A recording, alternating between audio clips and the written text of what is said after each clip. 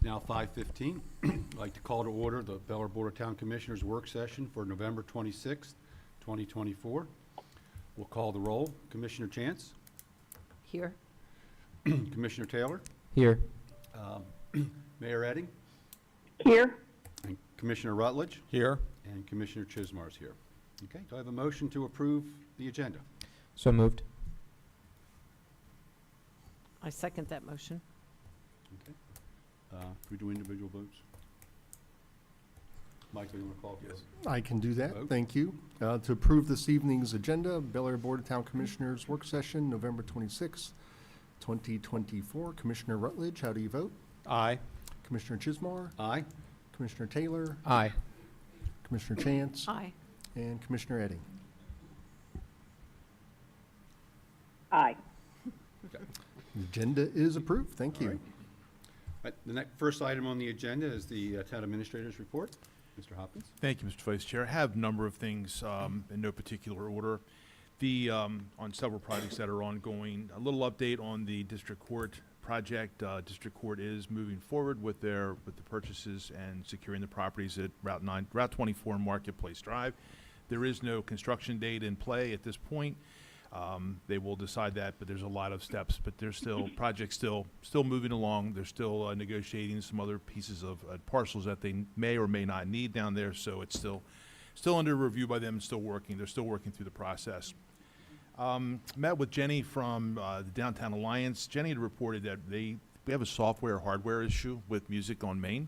So Music on Main is typically timed to turn off later in the evening, so it's less disruptive to neighbors. However, it sometimes has a tendency to come back on at 2 o'clock in the morning.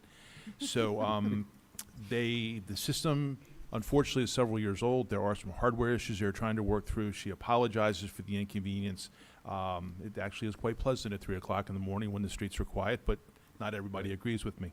So anyway, they will get that repaired as soon as possible, but she just wanted the commissioners to be aware of that in case you receive any concerns, questions, or complaints. Have you received any? I have Has the not, town no. received any complaints on it? Nothing at all. Okay. Director Klein, myself, Deputy Director Dawson from DPW met with Parks and Recreation. The comfort station for the Monpont Trailhead on William Street is making progress. They have a design and a structure and an engineering for the location. We're still probably about 9, maybe 11 months away from actually seeing completion, but it will be there in the not too distant future. But they are making considerable more progress than where we were about 2 years ago at this time. Several weeks ago, last week, I sent out an email to the commissioners asking for their agenda priority for discussion topics. I have heard back from one commissioner so far, but there are a number of very detailed discussion points that you all have asked for us to put on the agenda over the next several weeks. I really would like to hear from all the commissioners the priority of when they would like them, and I know Commissioner Chismar, I did hear from you. Some of those topics could be discussed individually or collectively. The challenge is that individually they can be very time-consuming. Collectively, they can be even more time-consuming. So I want to make sure that we put them on the agenda when you want them, and also that we allow sufficient time for them to be discussed. So if that's your convenience over the next week or 2 or 3 as we move into the holidays, if those of you who haven't emailed me can let me know what your rankings are, I'll share them with Chair Edding, and then we can get them on the agenda appropriately. And like I said, Commissioner Chisholm, I already have your comments. Okay, that sounds like a plan.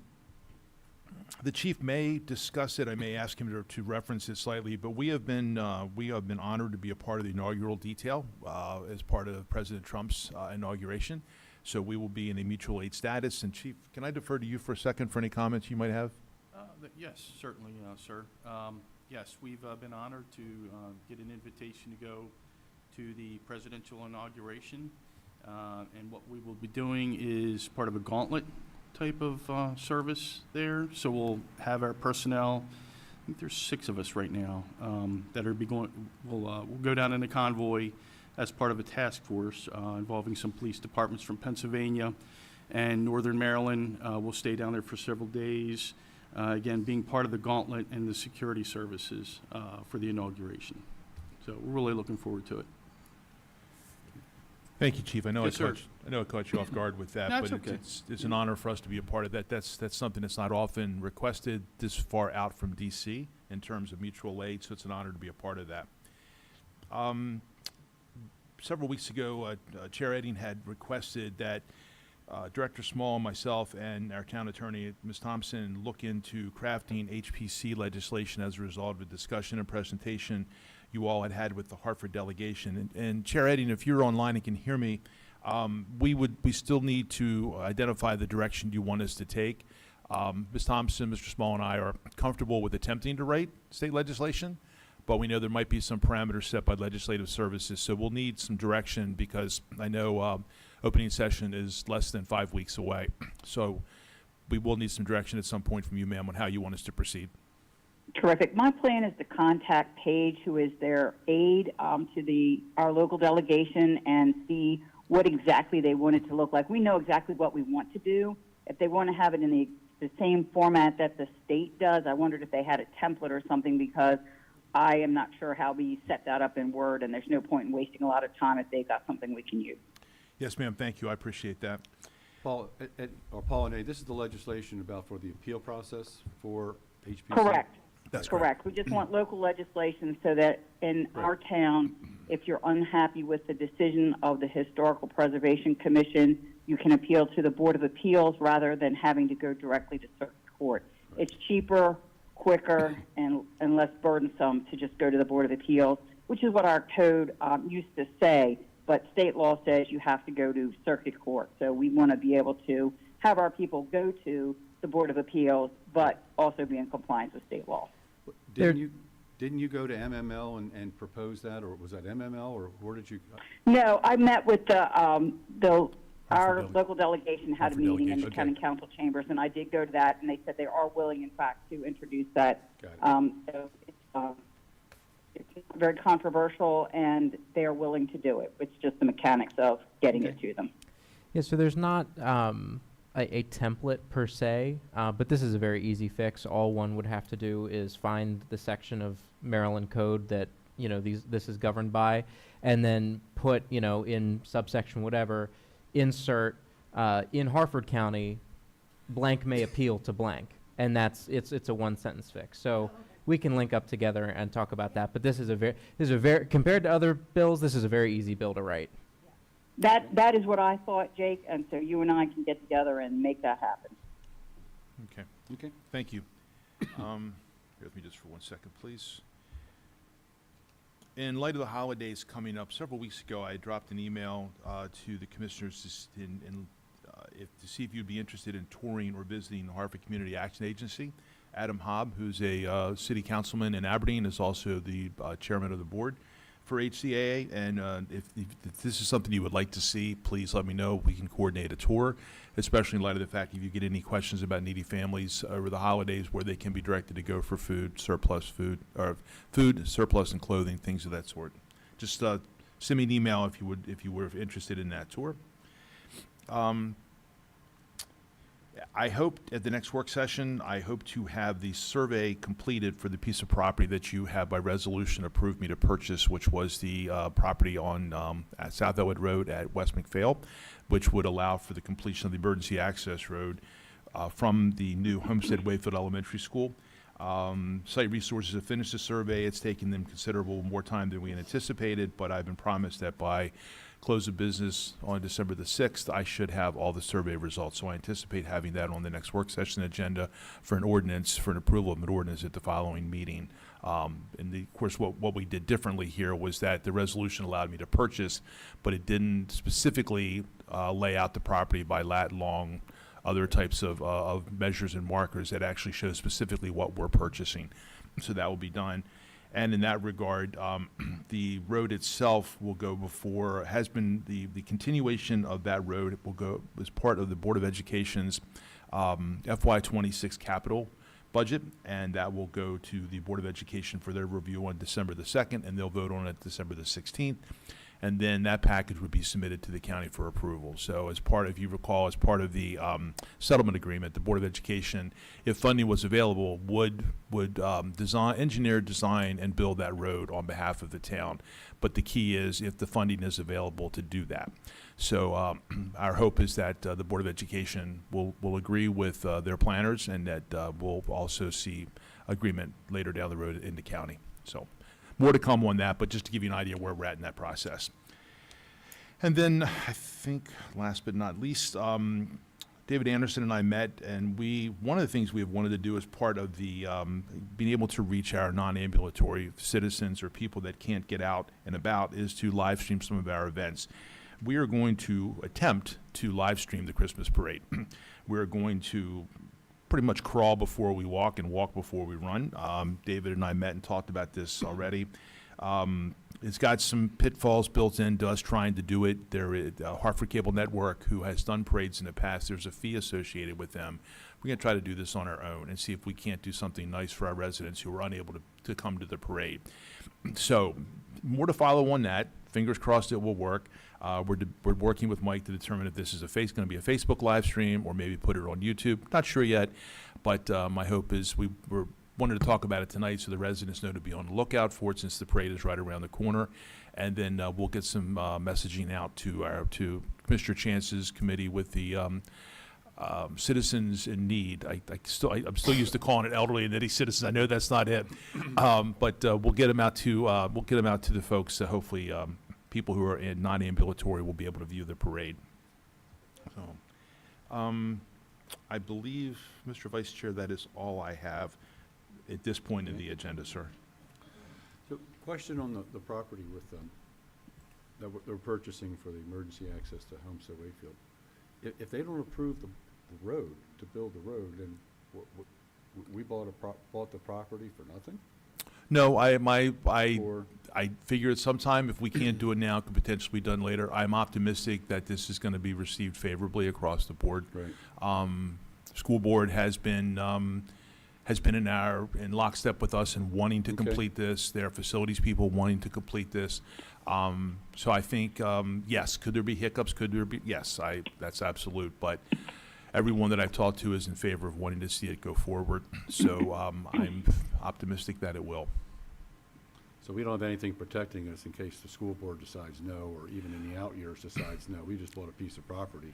Other than the fact if we budget it for ourselves and Yeah. complete it, or if the funding becomes available at another point in time, I still have to work some conversations behind the scenes with some people to make sure. But I've not really, honestly, Mr. Vice Chair, I've talked to anybody who's opposed to it. Okay. The opposition was the through road. The Right. negotiable point was the emergency access access road, road. which tilted the scales, I don't want to say back in our favor, but tilted the scales more favorably towards an acceptable solution as opposed Right. to a through road. Okay. So I'm optimistic that we'll be successful. Happy to take any Okay. questions, but at this point in the agenda, that's all I have, sir. Anyone else have any questions? Okay, let's move on to the next agenda item, the agenda for Monday, December 2nd meeting, Town Hall meeting. We have a series of presentations. I think Mr. Klein. Actually, nope, that's back to me.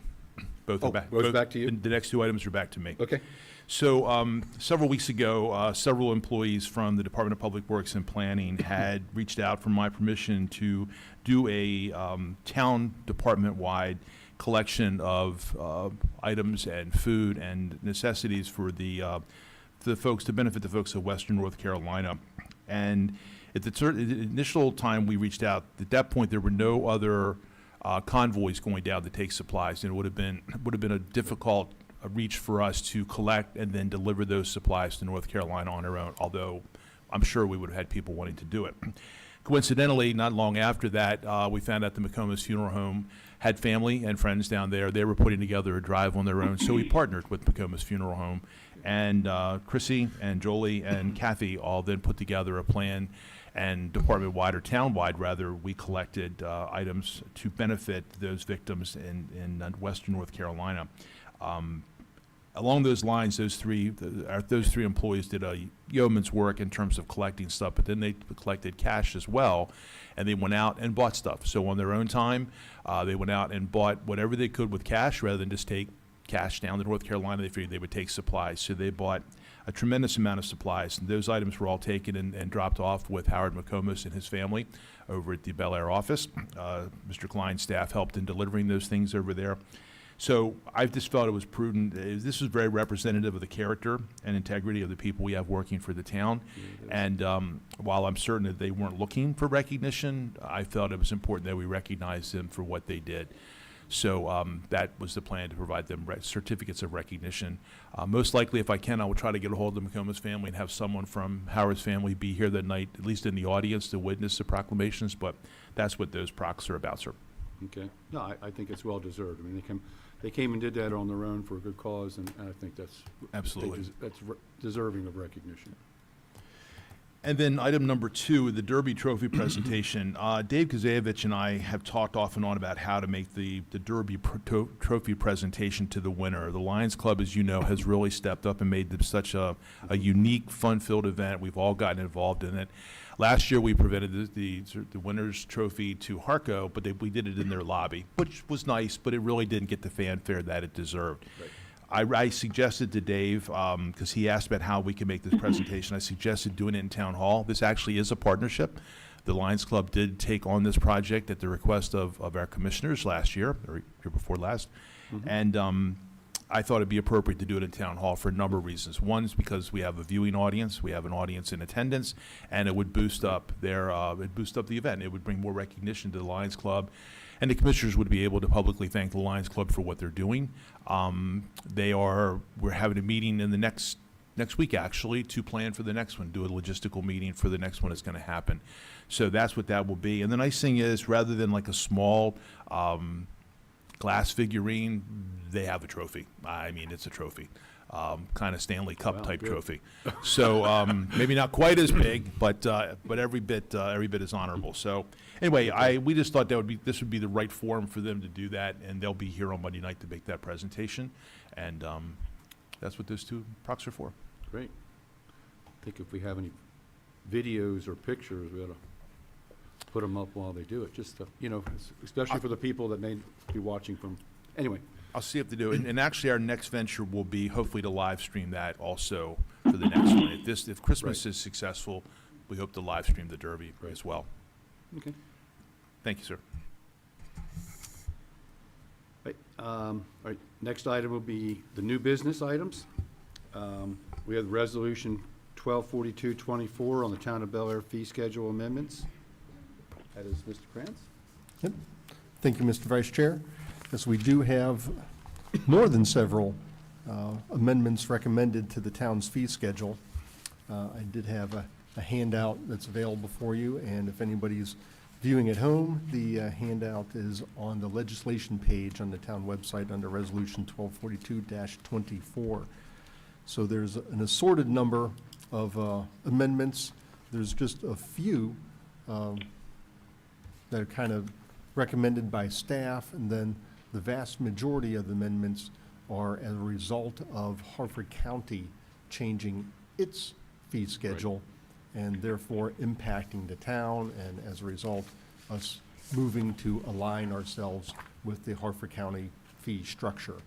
I'll draw your attention to a couple of the staff recommended changes on page 3 of 8 under you'll see the delinquent fees struck through in the new language for tax sale advertising fees, the expense of collecting delinquent real estate taxes, sewer user charges, bay restoration fees, user benefit assessments, and any other lienable charges is the new language that's recommended, but no change to the fee.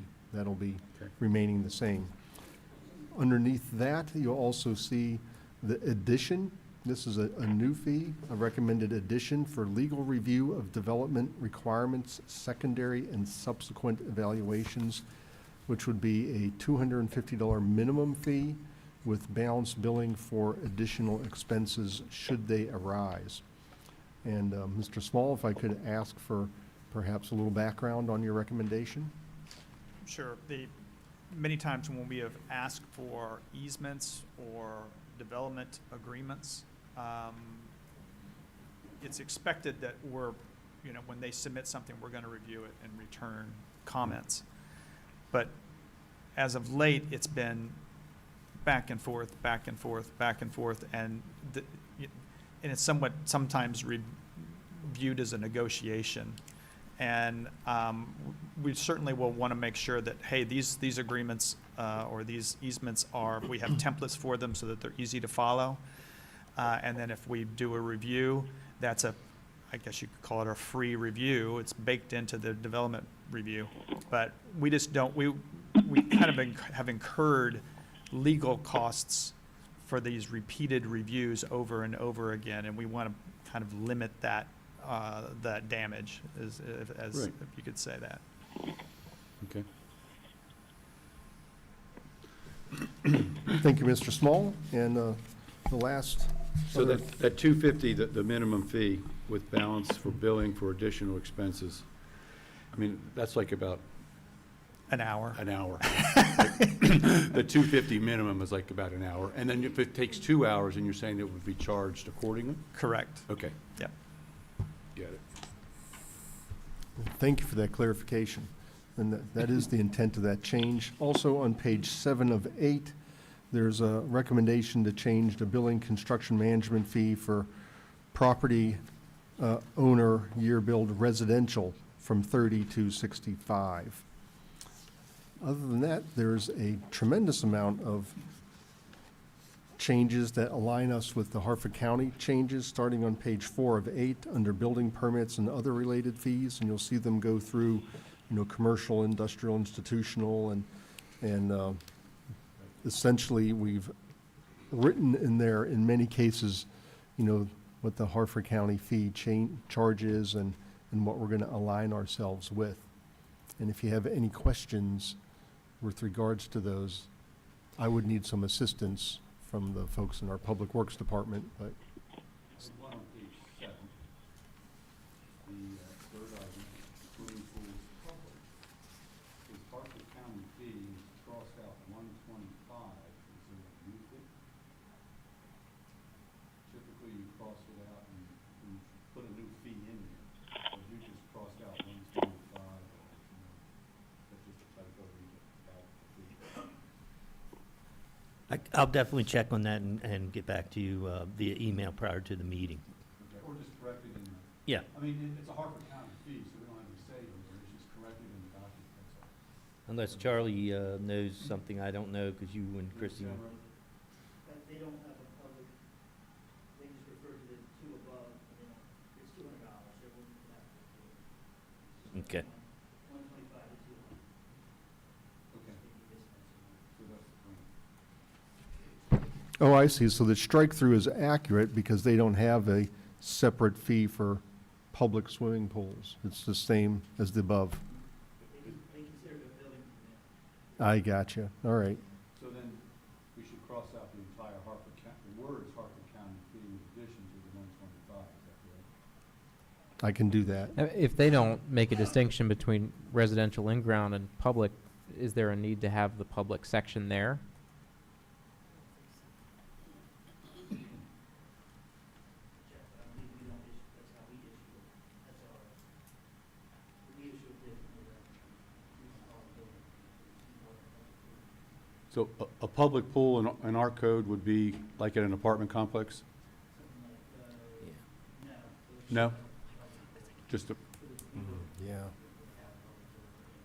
so like the pool at Hickory Hills? The that pool- would be residential. Residential in-ground, okay. All right. So just to be clear, all of the changes in red are Harford County pass-through fees that, if not changed, the taxpayer would pay the balance. That's correct. Yeah. That's correct, Jake. They came to us probably 6 to 8 months ago and let us know that these changes would be coming. We felt that it'd be prudent to wait towards the end of the year just before they take effect on January the 1st, so not to confuse our members of our community, and it would be approved by you just prior to them becoming in effect. I think all of these changes are reasonable and are done with an eye towards protecting the taxpayer from having to pay unnecessary costs. So I think this is appropriate. Okay. So I'll work with Mr. Klein and Mr. Dawson to make that correction, and then you'll see this resolution 1242 before you for introduction Great. to be received, and then we typically would hold a public hearing since it's fee-related, and we'll do that public hearing on the 16th, and then we'd recommend a vote unless there's changes at that time. Okay, great. Any other questions? All right, next item was the contract for Gateway Drive Sanitary Sewer Pump Station and Force Main upgrades and replacement. I assume that's Mr. Klein? That's correct. Thank you, Mr. Chair. We bid this project out, and fortunately, we were, Conowago Enterprises, the company that you approved to do the Shamrock Pump Station, was again the low bidder. We believe several reasons why they were the low bidder was, one, that they were already mobilized into the area to do the Shamrock Pump Station. And another reason is that they would do directional boring rather than open digging to put in the force main. We feel we got a very good number. We've had very good pre-construction meetings with Conowago Enterprises moving forward.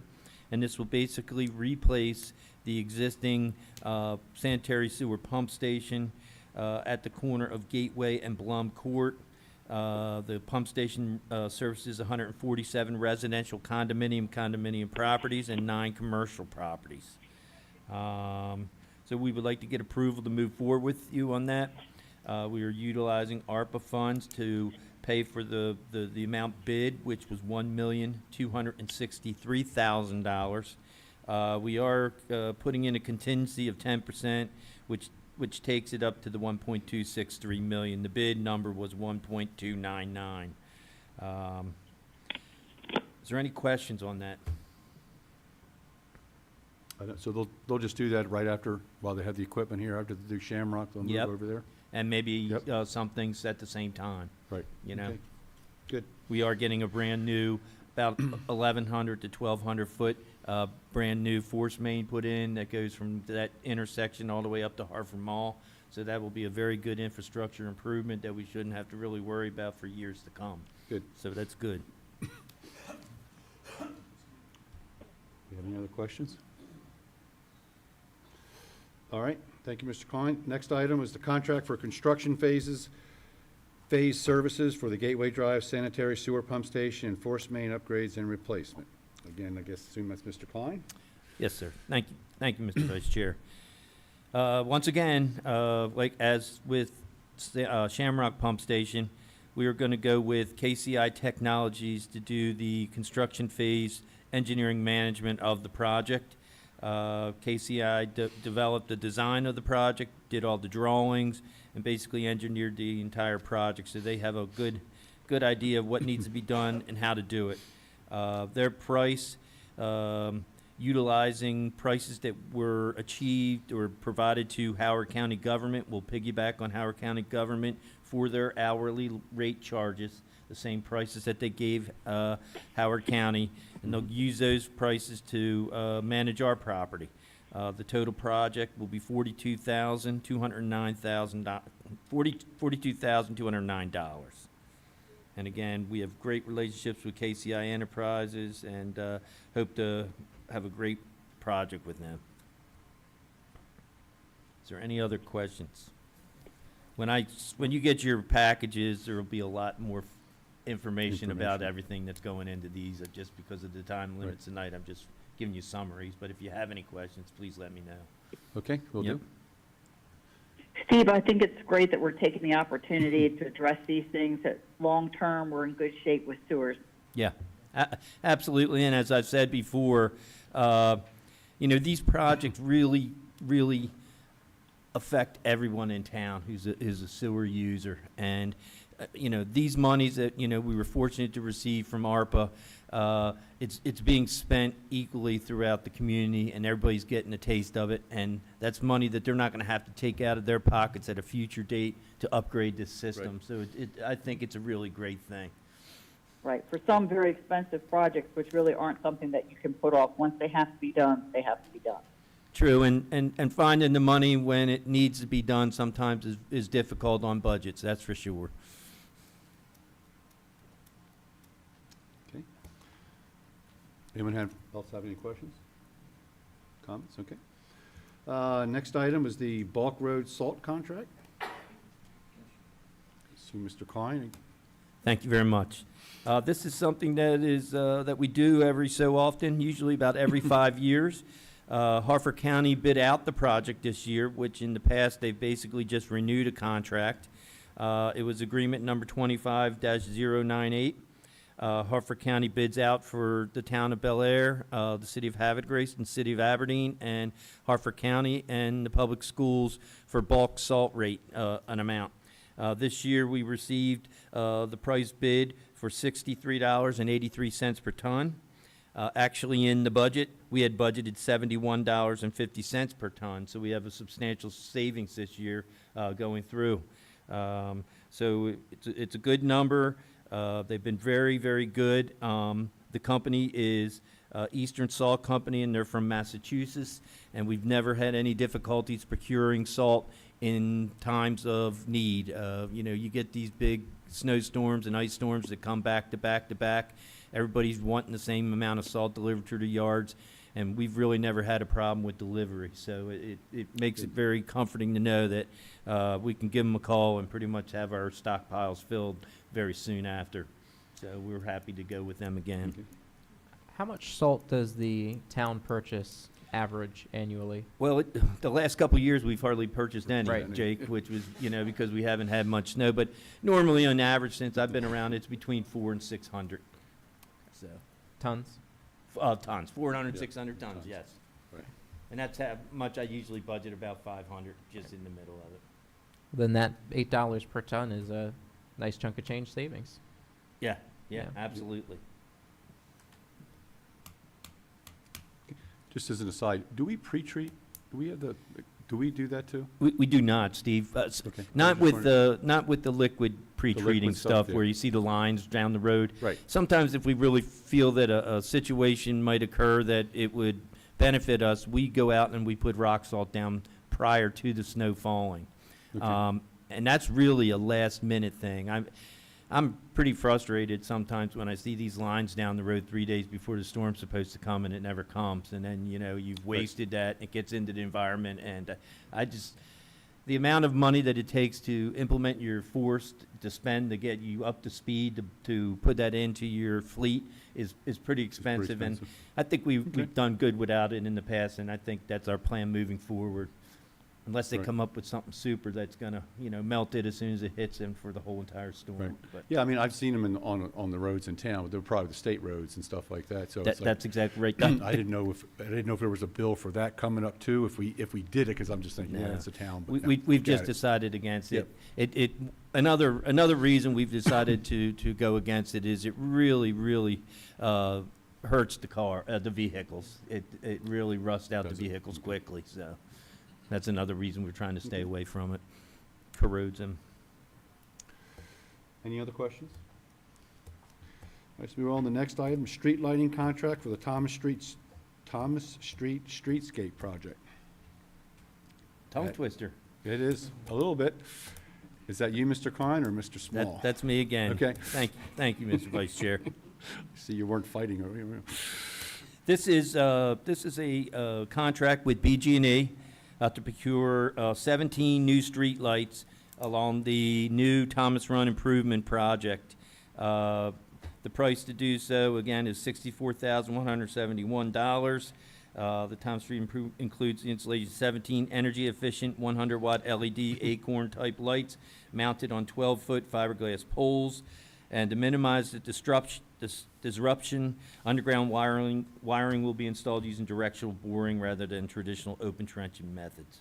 So that's the deal we get from PG&E. It is a sole source procurement, as PG&E is really the only person that does street lighting like this. We've always used PG&E for all our street lighting needs. They know where everything is in our town, so we're going to utilize the sole source for this procurement. Okay. Yep. Have any questions on this topic? No? All right, thank you, Mr. Klein. Yep. Next item is the appointment to Appearance and Beautification Committee. I believe, Jake, you, or? Yeah. Okay.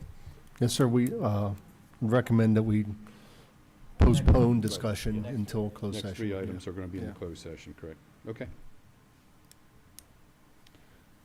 So they'll be on the agenda, and then, okay, so let me go to the staffing update. Mr. Krantz? Thank you, Mr. Vice Chair.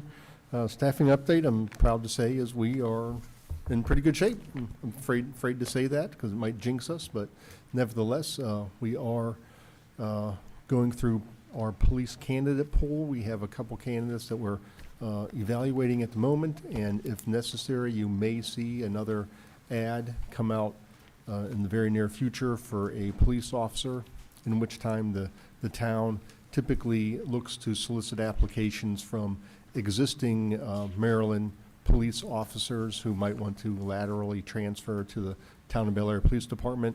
But we also open the doors to individuals who are interested in becoming a police officer and perhaps going through the academy with the Town of Bel Air. So you may see that come in the next few weeks.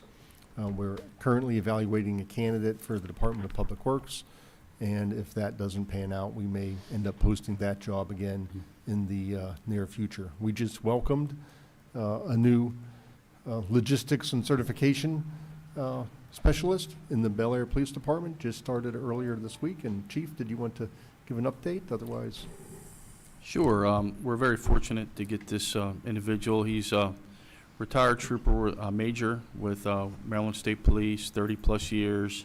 He's got a lot of experience, but he's going to have some big shoes to fill with Zach's position, but I'm quite certain that he will be capable of doing it. He's a taskmaster, and it's kind of what we need in a serious position like that to maintain the certifications of our officers and to get the new officers up to speed with everything, keeping track of all the logistical things that we have to supply our officers with, and a host of other things that he has to be responsible for. So I think we have a very good candidate. He's happy and excited to be here. So. thank you very much, Chief. Yes, sir. Along those lines, we have the upcoming appointments to discuss in closed session, and we will be good for going into the beginning of 2025, unless there's anyone who'd like to discuss appointments at this time. So I noticed that we have Peg Lucas coming up on December 20th. Yep. Is it our intention to fill that at the town hall on the 16th? Yes, sir. Okay, wonderful.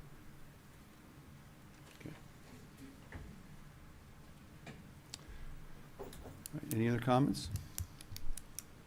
All right, we got the calendar. Did everybody had a chance to take a look at the calendar?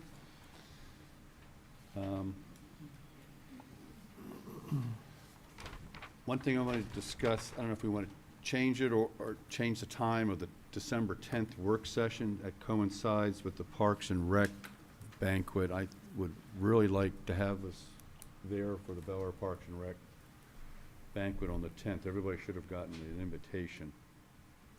That starts at 6 o'clock. And, I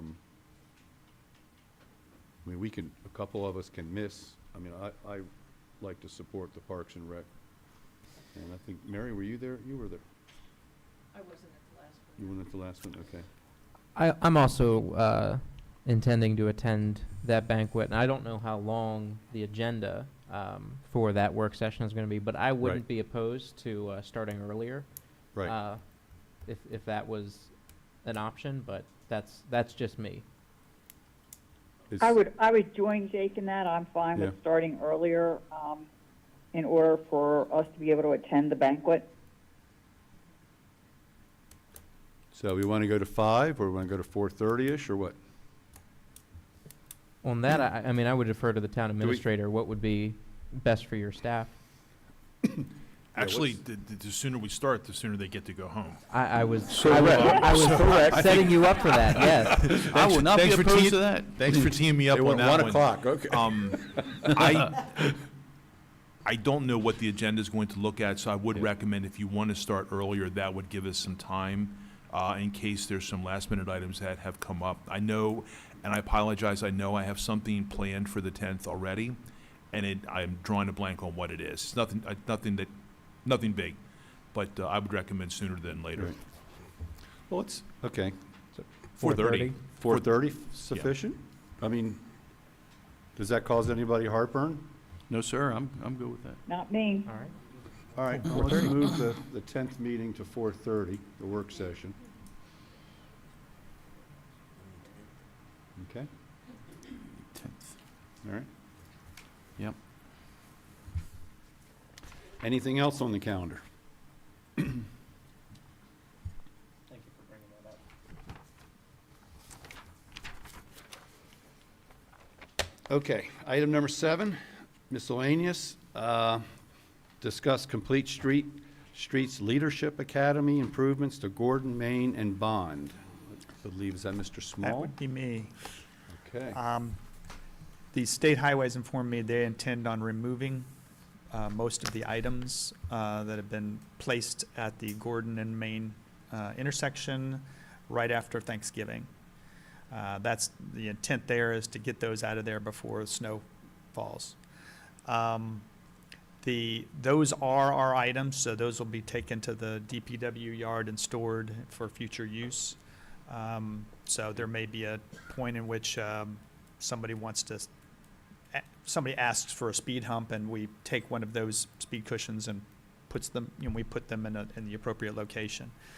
There is one that they've agreed to, one series of flex posts that right now are preventing anyone from taking a left-hand turn from southbound Main Street onto East Gordon. Based on the feedback that I've received from the public, I did not see much pushback on the elimination of that left-hand turn. From my observation and from our other staff's observation, is that eliminating that left-hand turn onto East Gordon kind of simplifies that intersection. It somewhat prevents people from taking that wrong way, straight through movement from east to West Gordon, or at least portional, they can still go through the other left turn, but, so I did talk to State Highway and say, okay, why don't you leave that there through the end of the year? But what they told me was that they need to have a resolution, an indication, a desire on behalf of the elected officials to permanently eliminate, if that's your desire. If not, the flex posts come up and it goes back to the way it was. But one thing I don't want to do is create confusion on the part of the motorists. It's there, it goes away, it comes back, and then we eliminate it again. So I wanted to put that out to you for you to tell me whether or not that's something that you have any heartache about. If you do, that's fine. We'll let the State Highway remove it at the end of the year. Kevin, have we gotten any complaints about eliminating that? The only complaints that I'm aware of were people were not a big fan of the speed bump, but nobody ever likes speed bumps. They are what they are, but this is not that. And I didn't see any complaints. Did you get any? I think I had one about Okay. about the left-hand turn, but I would say 95% was the speed humps. Right. Yeah, that's all I heard was the speed hump, but, so I'm in favor of eliminating that left-hand turn and leaving it the way it is, since it does contribute to pedestrian safety, and we really haven't gotten a lot of pushback, and there are other ways to achieve that if you're driving. It's likely that, and what I would be pushing for, is to take that area and create a median so that we can put landscape in it, have it a little bit better entrance into downtown than what you see now. But Mhm. that is long-term, because if we put in this request, I think everybody realizes State Highway, it'll take a little while to cycle through their processes. Especially. Right. Yeah, I mean, the only other complaint that I heard complaints about the speed bump, and I said, well, that's the purpose of them, because to make you slow down. Right. You know, it's supposed to we're trying to make that intersection more pedestrian friendly. But the other complaint I heard was that the speed bumps need to be wider. The one in front of southbound, people would swerve around it Yep. coming in front of Hartford Mutual, and then if no one was parked in front of the Historic Society, they would swerve into the parking areas to avoid the slow lane, the right lane speed bump. So, They're designed to accommodate for fire trucks and other trucks to straddle them without having to go over the speed hump. That's what has been described to me by State Highway. But you're right. It certainly allows people to go around it, that's for sure. and the swerving is that people are swerving into Parked- sidewalks. Yeah. And, where people already walk, so that's like double trouble there. They keep their speed up and then they swerve toward a sidewalk to Yes. avoid a speed hump, so. But what's the long-term plan then? I mean, we've done this demo.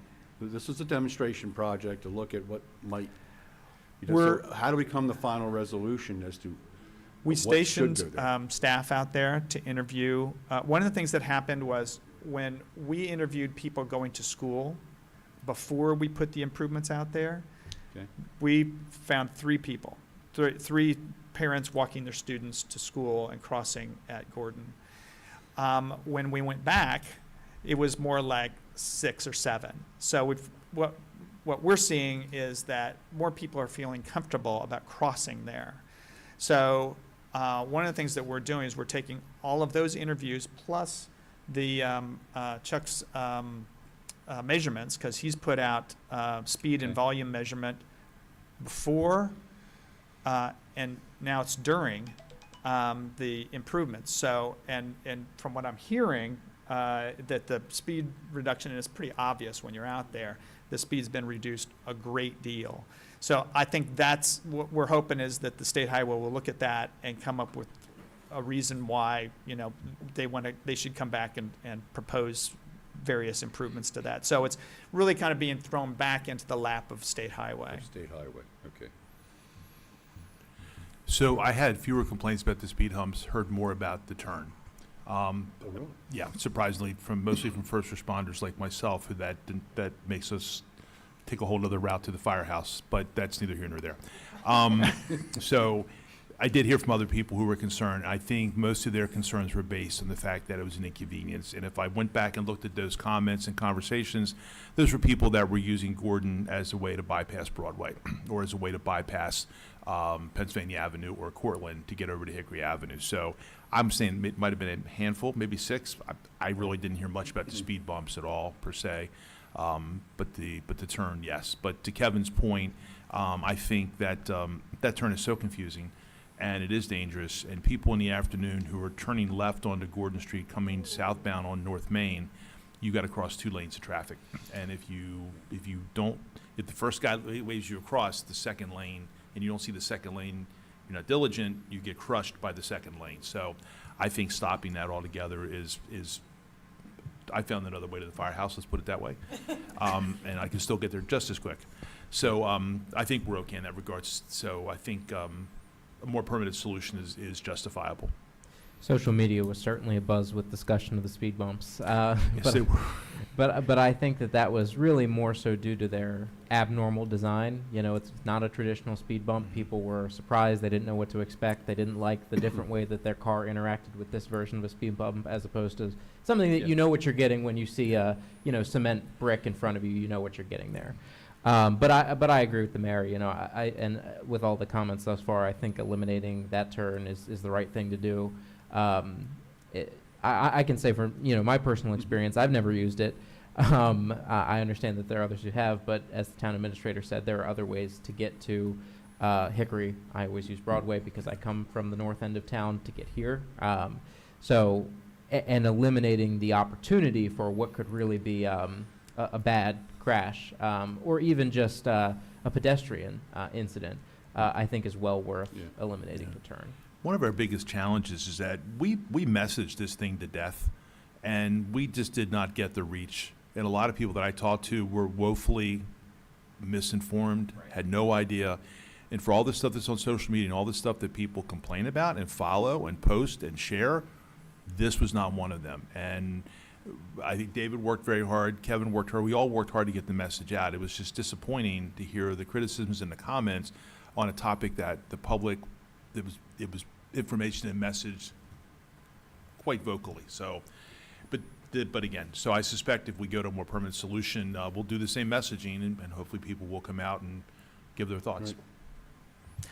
One other item that we're hoping to do between Steve Klein and myself is that if you may have noticed, the gateway signs have now changed. They now have the new lettering on them. A lot of these places where the gateway signs are located, the landscape is hiding them. So we're going to be looking at the Flatiron and redoing the landscape so that with the help of the Appearance and Beautification Committee to address that. And then if we have more landscape to be able to do, I think that'll be a nice Right. entrance into downtown. Okay. So then what do we need to get to the state? If we're all kind of in agreement that we should probably keep that, is it just do we need a letter just from the mayor, or do we need? I will we get need back. a resolution? Okay, we need a resolution. Yeah, okay, and that's fine, because the resolution's fine, I'll write something up and Okay. have it for like the 16th. Okay. All right, sounds good. Kevin, I know that Safe Streets really focused on that intersection and down by the high school as well. But what discussion happened in terms of going, exceeding the speed limit on Main Street as you're coming north on Main, coming down the hill, there at Lee, and that crosswalk there is extremely dangerous? Any discussion with the state about how to alleviate that speeding that happens and the crosswalk issue there? That is something that was in the Safe Streets for All. It was one of the intersections we studied. Mhm. It has, and if Angela were here, and Kat might be able to back me up, the sight distance there is terrible. Terrible. Especially for any pedestrians that are crossing. And it may be, and it's really somewhat up to you, as to which one we want to prioritize. Because if that's the one that is creating the most near misses, that's the one that has the obvious issue with regard to pedestrian safety, then we could talk to State Highway about doing that intersection next. I was going more towards the Kenmore and Main Street intersection only because of those two intersections, Gordon and Kenmore, they were prioritized internally by staff because they're so close to schools. And but that doesn't necessarily mean that that's the way to go. A lot of these intersections have their own unique challenges, and but the ones that are most expensive fixes are Gordon and Kenmore, and the Lee Street might also be in that category. But if it's the commissioner's preference, we can prioritize that with the next round of grants. I don't want to upset the apple cart in terms of, what you have prioritized. I'm just saying that I hate for the state just to say, okay, check those two boxes, and then we're not thinking about anything else. And that is a very dangerous intersection. And I know for a fact that a lot of people don't even use the crosswalks there. They cross in front of the Armory because there's more sight. Better sight line. Yeah, Yes. you can see so much better there.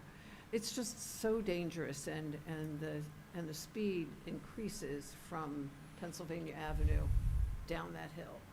It's just, so, that's. So, ma'am, I think the message that people need to understand too, if they don't cross in that crosswalk and something happens, the pedestrian's going to be at fault. So Yeah. they've got to understand that, you know, and I know it's in a precarious position, but, you know, it's jaywalking when they don't walk in the crosswalk. So, I mean, that's Yeah. one of the first things we'll look for if we have a pedestrian accident. Were they in the crosswalk? So we just got to drive that home too, you know.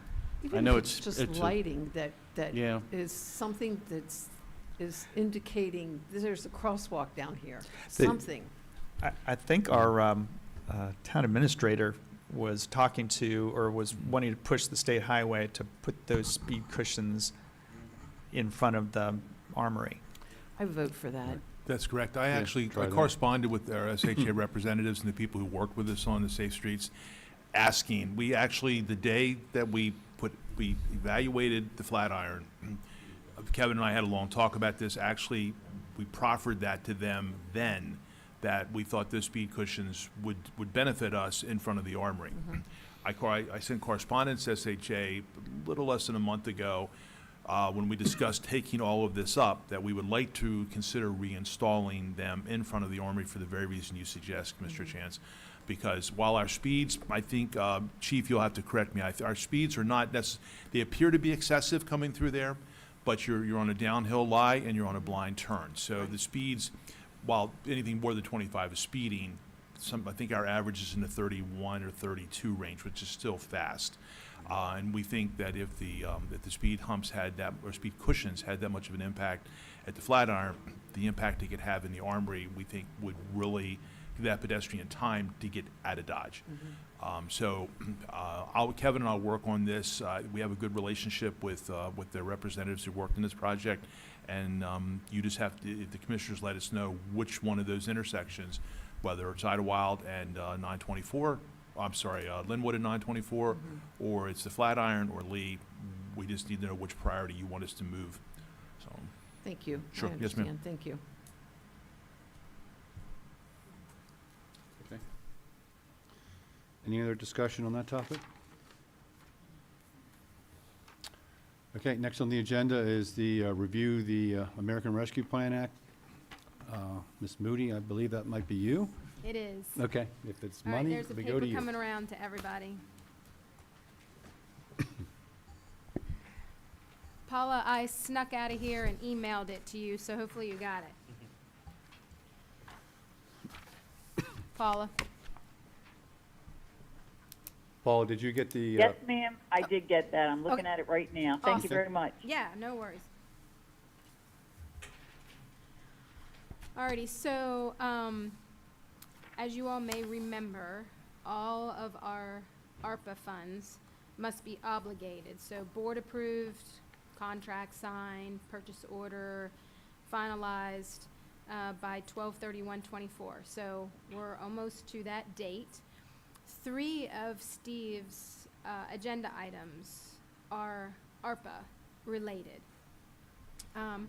One of them did come in quite a bit less than we anticipated, which was Gateway. That's a great thing.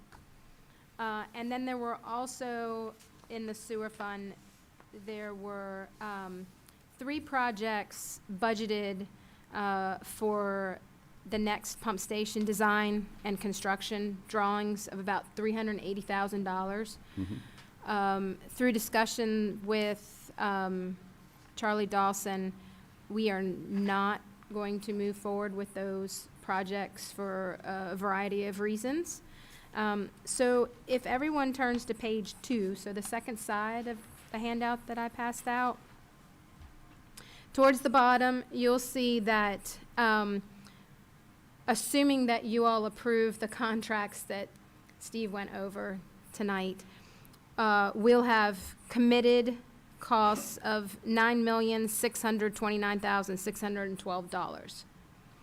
Our ARPA award is $9,969,841. So we've got about $340,000 that we have left to commit by 12/31 with 2 board meetings to go. And it's obviously not on this board meeting, so we have 1 more board meeting to go, December 16th. The staff, we discussed this quite a bit at our staff meeting last week. And we'd like to propose that we use the majority of that money for Phase 3 of George Street. So when the Thomas George Street bid went out, we asked the bidders to separate the bid between Thomas Street and George Street. We moved forward with Thomas Street of just shy of $1 million because we did not have monies available for George. Now we do. And so the staff feels that that is the best use of ARPA money in order to complete that project. So you don't have something still hanging out there. Let's complete that entire project. It just makes sense. So that's what you see there, Phase 3, George Street of $215,750. The next 3 lines there, 2 of them are what Steve went over this evening. The BGE costs, $64,000. That was never in ARPA or budgeted at all. So we were suggesting that we utilize that. We have a KCI contract for Shamrock Park. At the time, we didn't know if we were going to have ARPA money or not because we didn't know what the cost of Gateway was going to be. So when Steve presented that to you all, it was, we're going to fund that construction services for KCI for Shamrock by either ARPA or sewer fund because we just didn't know. Now it's more definitive. So we're again recommending ARPA, and then the construction services contract he discussed this evening for Gateway, we're suggesting. So those 4 against the $340,000 actually brings us to, now we've used about $23,000 too much, which I'll work through. I'm not asking you all to worry about that. Well, I'll work through those numbers. The big question that we just wanted your informal approval, we're not looking for a vote or anything, is whether you all are in favor of utilizing ARPA funding for that Phase 3 for George Street. Yeah, so Director Moody, first I want to thank you very much for solving the problem here and presenting a solution. It seems to me to be a very elegant and sensible solution, and I think it's a no-brainer from my position to be in favor of that. So I just wanted to just get that out there. Absolutely. I agree, and so we would be looking, presuming that it sounds as though the board resoundingly agrees, we'd be looking at a budget amendment at the 12/16 meeting? Yeah, no, not a budget amendment. Okay. Actually, Kevin would bring that portion of the contract before you all as an agenda Okay. item. And then, but then, yes, it would be, we've got several budget amendments here. We'll bring that before you sometime next spring. Sure.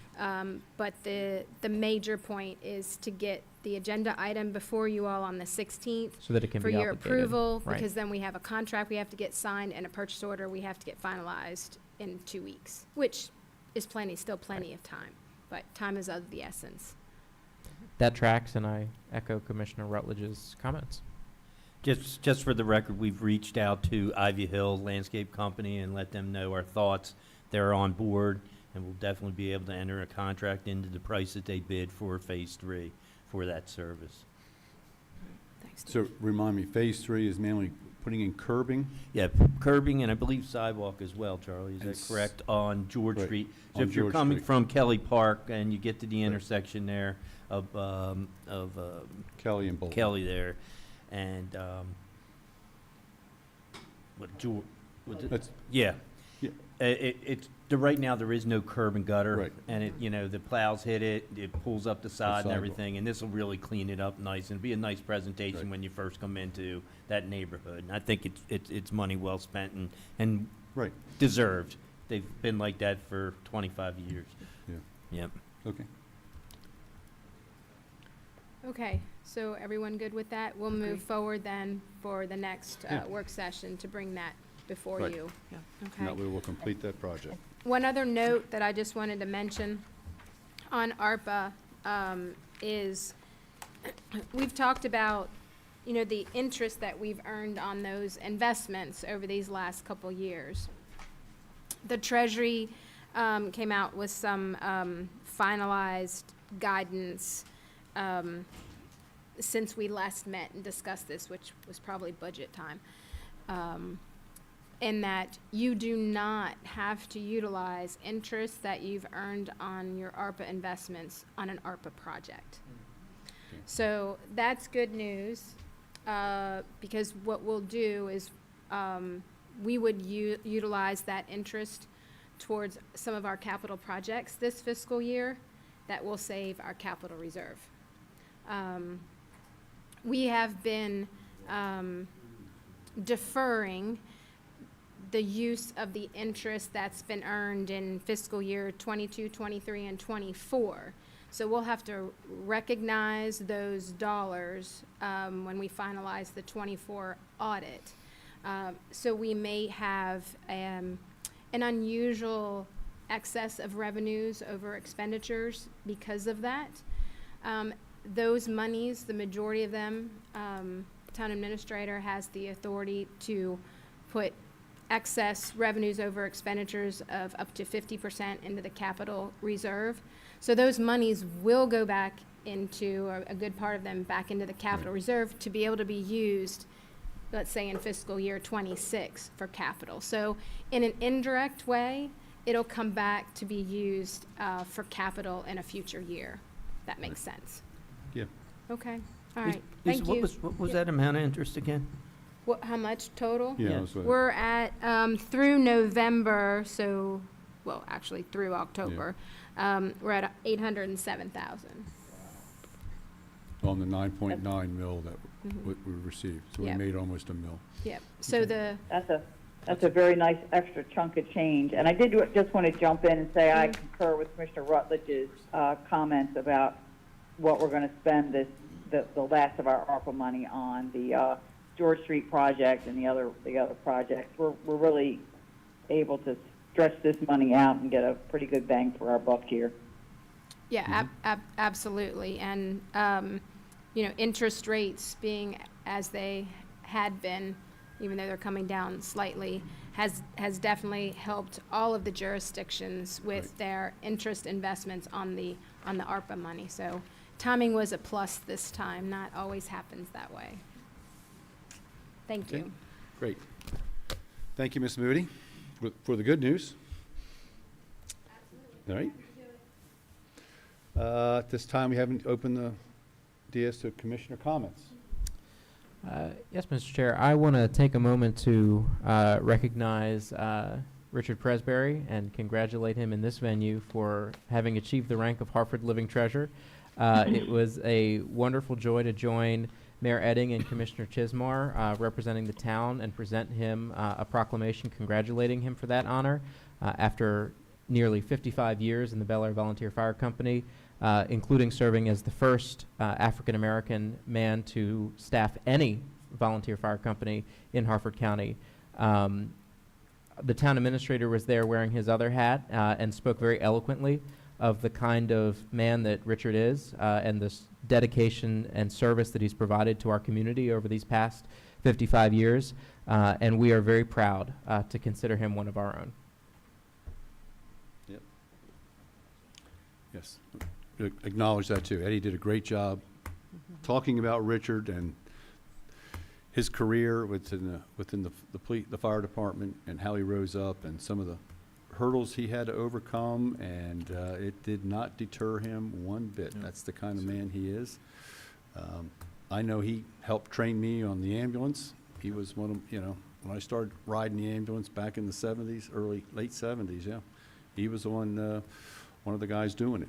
So I trained under him, and he trained many firemen up there, not just, they talked a lot about Really good guy. the calls that I forget how, 35,000 plus. 35,000 plus calls, but it was also the tens or hundreds of firemen he trained and ambulance attendants, so kudos to him. Well earned. Mr. Presberry took the definition of volunteer to an entirely different level with responding to over 35,000 calls in his decades of dedication as a volunteer. We're very lucky to have him living in town. Yep. Not too far from Town Hall. No, a couple blocks away, so, yep. Yeah. With that, any other comments? Okay. Last items, do I have a motion to go to a closed session? Mr. Chair, yes, Mr. Chair. I move that this portion of the meeting will be closed under the provisions of the Maryland Open Meetings Act, General Provisions, Article 3-305B1 and 3-305B7 and 8. The topics of discussion will be to discuss the appointment of officials to the town boards, commissions, and committees, to consult with staff, consultants, or other individuals and obtain legal advice regarding a 1979 Tollgate Marketplace Sewer Agreement, and to consult with staff, consultants, or other individuals and obtain legal advice regarding Town of Bel Air Parking Lease Agreement, Hickory Parking-28 North Hickory, LLC. The reasons for closed session discussion of the above topics will be because public discussion of candidates' names, qualifications, experience, and background could discourage people from volunteering for public service or compromise their privacy rights, and because public discussion of confidential information and legal strategies can compromise the attorney-client privilege and inhibit the ability of the public body to receive candid and uninhibited legal guidance. I second that motion. Thank you. All those in favor, say aye. Aye. All those not in favor, say none. Okay, motion passes 5-1 to none, and we are going to close session. We will probably not come back out. We will not come back into opens, except to adjourn, so we'll be not conducting any more business this evening. Mr. Vice Chair, I would like to excuse Mr. Anderson and the chief. I would like to retain Mr. Small, Ms. Moody, our town attorney, and Mr. Klein. And Mr. Dawson. Okay, great. Thank you. Thanks. Okay, we'll be This ending meeting's the now closed. YouTube live feed at this time. Thank you very much.